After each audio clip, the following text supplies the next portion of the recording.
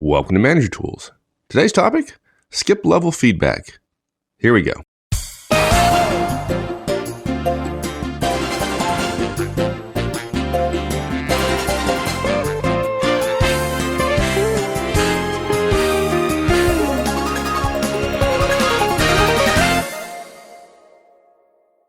Almost everybody listening to this show knows that giving feedback is one of the most important activities that effective managers engage in.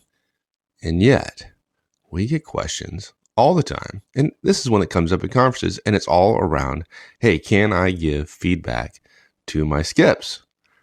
And I think folks wonder whether they can or not, and we'll certainly answer that because the answer is definitely you can.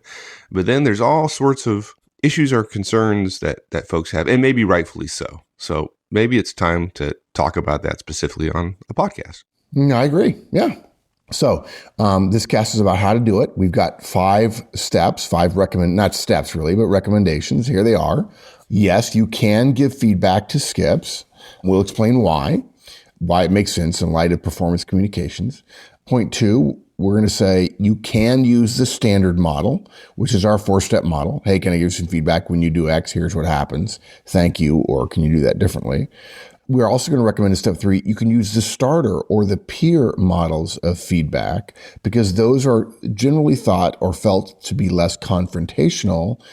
And that goes to step 4 or point 4, which is we promise you underestimate the fear that your skips have of you.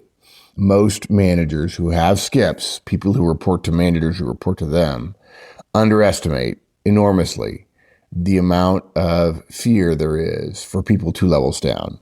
And so using the peer or the starter model would be a way to reduce some of that. And then last point, maybe very obvious, but if your direct, who is one of your skip's managers, isn't using feedback, it's going to be harder because the skip won't know what you're doing or why you're doing it. It's really going to be scared. So we don't recommend that you substitute yourself for one of your managers doing skip level feedback. You ought to encourage them to do it. That's the way to get the scope you want with performance communications. Good. Well, it's easy to see where people could get confused if you've been listening to the podcast because we spent a lot of time focusing on directs here, right? And that focus of Manager Tools on directs would make it fairly easy to miss the fact that, yes, we do recommend that you give feedback to skips. Yeah, we spent so much time talking about managers and directs because if you're a manager, you have directs. Yeah, many managers also have skips and skips of skips and so on. But our thinking is if every manager behaves appropriately and professionally, we don't have to worry about skips. We believe the most important relationship in an organization is manager to direct. If we can nail that one, if we can get everybody behaving appropriately around that one, then the organization will take care of itself. Look, the logic is pretty easy. A manager is professionally obligated to communicate with his organization regarding their performance. At a minimum, right, this takes place once a year when most managers most organizations ask their managers to complete a performance review. Unfortunately, thanks to the way the process works today, performance reviews are a rather absurd minimization of performance communications since really almost no noteworthy change ever happens based on only getting a performance review as your performance communication once a year, right? And particularly if it's in a standardized form and performance reviews have become more like salary discussions for most of us. But anyway, we're obligated to communicate about performance with our organization. And that obligation isn't just for your directs, though obviously it's most important with your directs. In the same way that we rely on customers to give the entire organization feedback, more senior people in organizations are obligated to inform the work of their part of the larger organization about how they're doing, right? All this really is systems thinking applied to organizational and professional life. For managers, when we give feedback to our directs, we're also giving feedback to their part of the organization. If they don't have any directs, obviously then they're it. But if they do have directs, our guidance, positive or negative, is for the benefit of them and for all of their organization, however many layers below them there are. Think of it this way. If we see them doing something well as a manager and we give them feedback, doesn't that make them better managers? Right? And if they're better managers, doesn't that help their teams? That's the point of performance communications anyway, to increase positive outcomes and reduce negative outcomes, right? If they do something individually well, that benefits the organization. Us telling them increases the chances that they'll do it again, and that helps them and everyone in their organization when the organization improves or is more successful. Really, if more performance communications make an individual or organization better, then more performance communication to anyone in the organization is likely to lead to better results, right? And obviously, we're assuming here that the type of performance communication you're doing is professional in nature. We're not suggesting you go around yelling and screaming at people. You may consider that performance communication, but it won't make people better. Yeah. So if you have managers working for you, you're obligated to give them feedback because they're part of your organization, not just because they're your directs. That means our obligation as managers extends to our directs, who are our skips and everyone else down the line. And just to be clear, I know we do this a lot, but for those of you who are joining us, if you don't know what a skip is, it is an American management phrase that addresses a person who reports to somebody who reports to you. So if Wendy works for Mike and Mike works for me, then Wendy is my skip, because I would have to skip a level in the organization to get to her level in the organization. Now, look, technically, because we're obligated to give performance communications to our organization, we're obligated all the way down the line in the company, right? As long as it's within our organization, somebody reporting to somebody reporting to us. Because we're responsible for our entire organization and because performance communications enhance our potential results. Of course, the problem is scope and scale, right? It's hard to do if you have a large organization and you take on the responsibility of giving performance feedback to the entire organization. That's pretty hard. Yeah, exactly. It would be silly to obligate us to give the same amount of performance communications to everybody in the organization if there are multiple levels, because we can't do that and accomplish everything else we're supposed to do.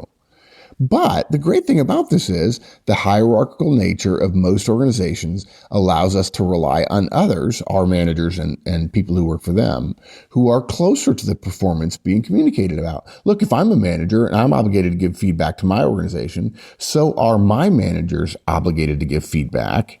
And it doesn't make any sense for me to try to give feedback to my skips as much as my managers would give feedback to their directs, who are my skips. So we're obligated to everybody in our organization to communicate about performance. Our focus is on directs because if there are multiple layers, other managers share that burden with us. And you just have to remember Managerial Economics 101. If both you and a manager who works for you can do something, then the manager who works for you ought to be the one doing it. Right. And then the only question is how, right? We've learned that our feedback model is better than anything else we've ever seen. The question is, do we use the same model for our skips as we do our directs? Yeah. Now, if somebody's listening and they already have a way of talking to their folks about their performance, then generally speaking, provided they haven't built some very unusual model, you can use that model to talk to your skips. Sure you can. But yeah, because we have a specific way of talking about performance communication, our feedback model, we recommend you use our standard model. And this just makes it easy, right? If you're working with a skip, just use our standard model. 4 steps. Step 1, can I give you some feedback? Step 2, when you do X. Step 3, here's what happens. Step 4, can you do that differently? Or thank you, if it's good, right?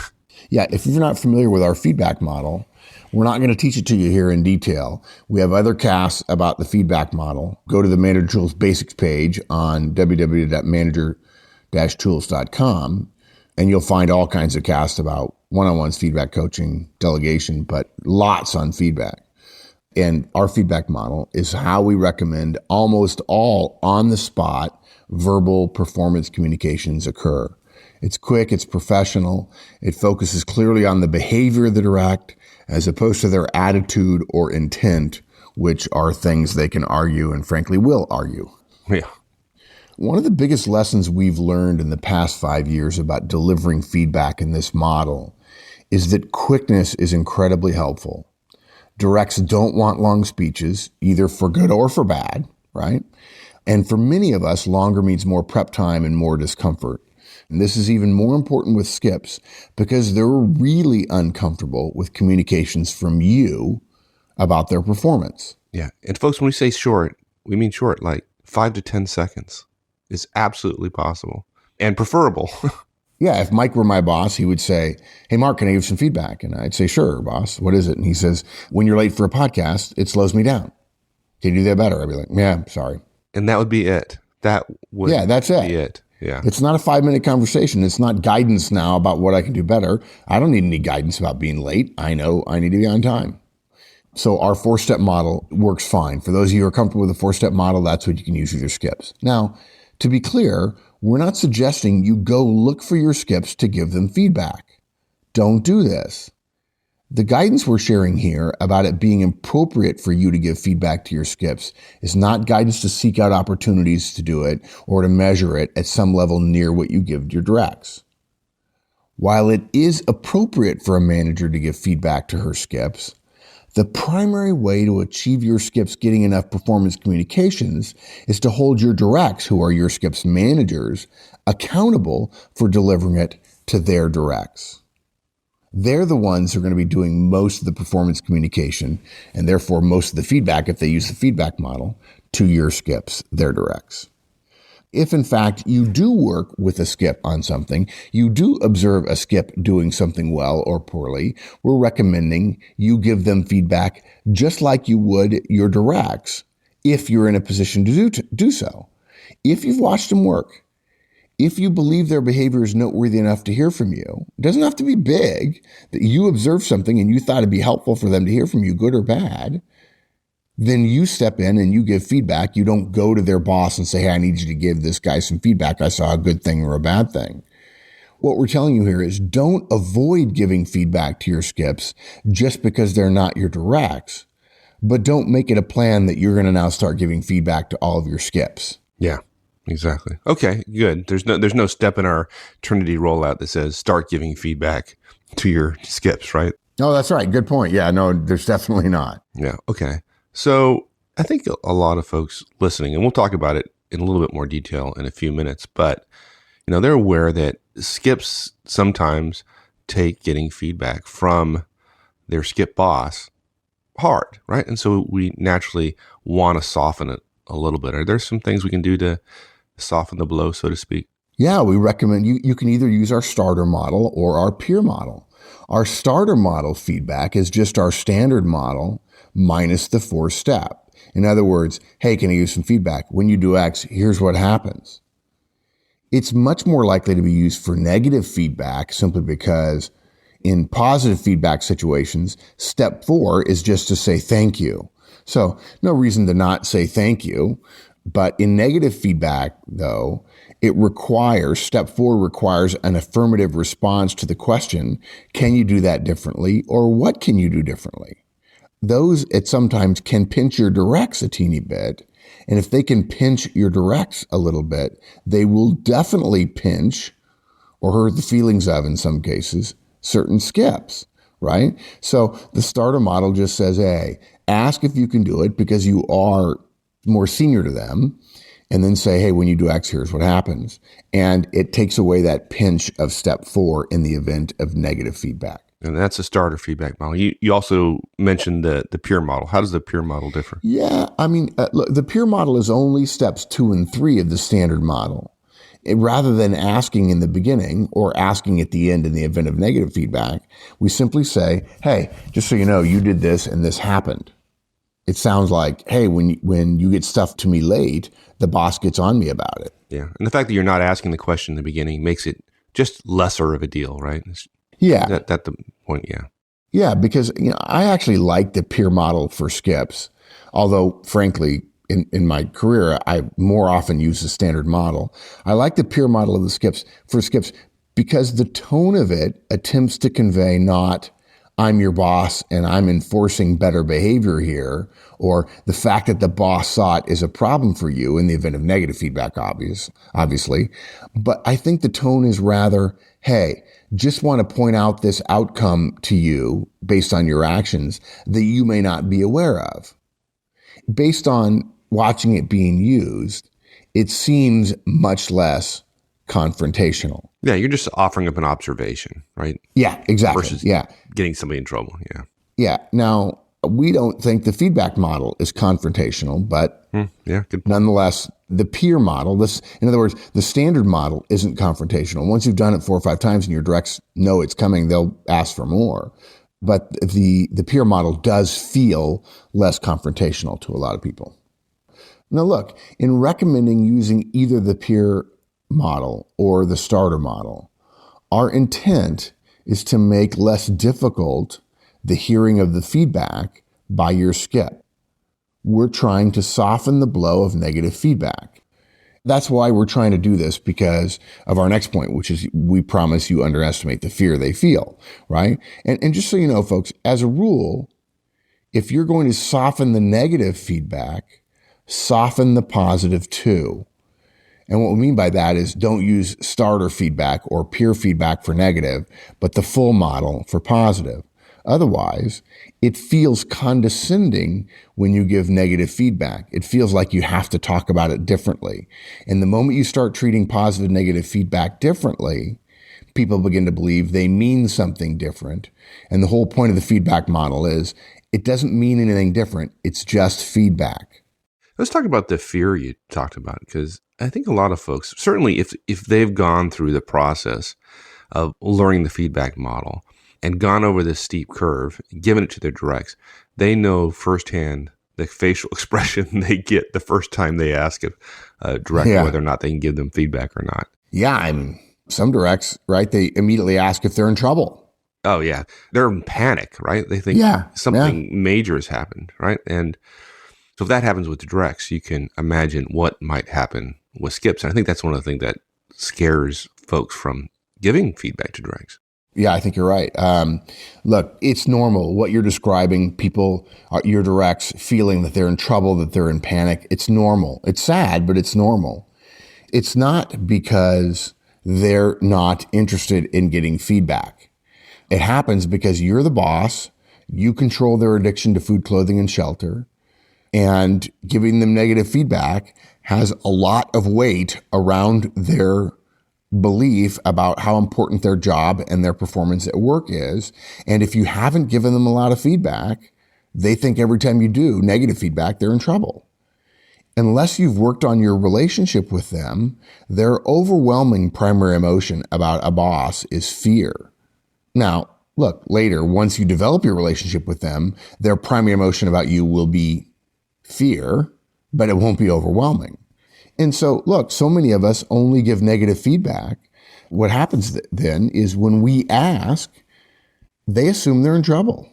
And frankly, folks, we only have ourselves to blame about this. And that what we've learned from hundreds and thousands of managers delivering feedback in the workplace is multiply the fear and panic that your directs have by 10, and you're in the ballpark for the fear your skips feel getting feedback from you. We will even go so far as to say you probably can't imagine the fear. And it's funny, when we do client presentations, we often tell executives and managers that they think of themselves as nice people. But to the directs, they're not nice people. They're bosses. And maybe they're nice, but all else filters through them being the boss. And so you can be a boss who's nice, but you're never going to be thought by your directs as a nice person who is my boss. And frankly, unless you're incredibly nice, they're not going to say he's my boss and he's a nice guy. They're going to say he's my boss and he's my boss. Yeah. And if you doubt anything we're saying here about the amount of fear that your skips feel, I mean, think about your boss's boss, right? Then imagine her coming down, singling you out for some negative feedback. Are you willing to admit to yourself, you don't have to admit it to us, but to yourself, right, yeah, exactly. That negative feedback from her matters more, means more, worries you just a little bit more than feedback from your direct boss? If you answer that question honestly, I suspect you're going to say, yeah, it does. Yeah, exactly. Then our last point is if you're direct, who is your skips managers, right? If they're not using feedback, it's going to be even harder, right? Look, we just told you, right? Hopefully everybody agrees. It's harder for your skips to get feedback from you because of their fear of you. Imagine on top of that they don't get feedback now. In other words, they'll be learning it from you. Frankly, it's almost too much to expect a skip to handle feedback from you if their boss hasn't delivered it first. Now, it would be even better if their boss had taught them about it first, told them what the model is, how it works, and so on, as we recommend in our Trinity rollout recommendations, right? The only reason we can still recommend doing so in terms of giving feedback to skips, knowing that their manager hasn't given them feedback before or haven't talked to them about it, is the level of obligation that we all have to deliver performance communications in our organization. The level of obligation we have here almost reaches the word should. For those of you who are longtime listeners, you'll appreciate how important that is. It almost reaches the should level in terms of giving feedback or communicating about performance. It is one of the most critical actions a manager engages in. Yeah, I can't imagine a Manager Tools manager who has skips, therefore has managers reporting to him or her, who doesn't insist that her directs give feedback. Yeah. Understanding how important performance communications are to an organization, to have managers reporting to you and not require them to give effective performance communications doesn't make sense. But you started out by saying you can't imagine. Well, I can imagine. I know it's happening. Okay, for some reason, we have managers who have skips listening to us right now, and they're listening and they haven't asked their managers, their directs, to do Manager Tools like stuff. We don't care that it's Manager Tools stuff. We just want them to be more effective. And if you're doing this stuff, it's reasonable for you to expect your directs to do it as well. And yet for some reason, when it comes to management, we don't ask others to behave similarly. It's because the idea that management is personality, management is individuality is so ingrained in us that we act as if that we can't ask other people. The organization can, but we as managers can't ask other people to manage a certain way. It's crazy talk. It's crazy. Yeah, it's crazy talk. Yeah. Look, the obligation is so strong, even though there's risks associated with fear from your skips, that the answer is not to not do it, but to be aware of the risks involved and devote more time to developing your directs to become effective managers by improving their performance communication with their directs. Until then, give feedback to your skips, and even after then, give feedback to skips, but hold your managers accountable for doing it more frequently than you can. There you go. Yeah, pretty simple. You can give feedback to skips. You can use the standard model or the starter model or the peer model. Take your pick. Right? Please, folks, remember you underestimate the fear, and it's going to be harder if you're direct, if your skips manager isn't using feedback. Feedback is our way of delivering performance communication. We're obligated to do it, even to those who don't report directly to us. Look, maybe you don't use our feedback model. That's okay, folks. But you have to do some sort of performance communication if you want to be effective. And if you don't have a way of your own that works easily and quickly, try ours. Your directs want it, and their directs want it too. You have to be a bit more careful when you talk to skips, but it's worth it. Excellent. Thanks, my friend. My pleasure, partner. All right. We'll see you later. Thanks, everyone. That's it. Hope you enjoyed it, and hope to see you on the discussion forums, www.managertools.com. See you there. So long, folks.